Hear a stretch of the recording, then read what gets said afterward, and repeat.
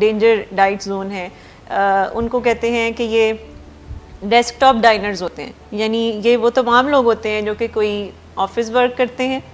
कोई computer work उनका है, और ये उस दौरान कुछ ऐसी चीज़ें खाते हैं जो कि उनका गैर महसूस तरीके से उनका वज़न बढ़ जाता है। जैसे अपने पास वो चॉकलेट्स रखते हैं, अपने पास वो कोई टॉफ़ियाँ रख के बैठे होते हैं, या बार बार चाय पी रहे होते हैं और उसमें ढेर सारी चीनी होती है, या कॉफ़ी होती है उसमें भी चीनी डाली होती है।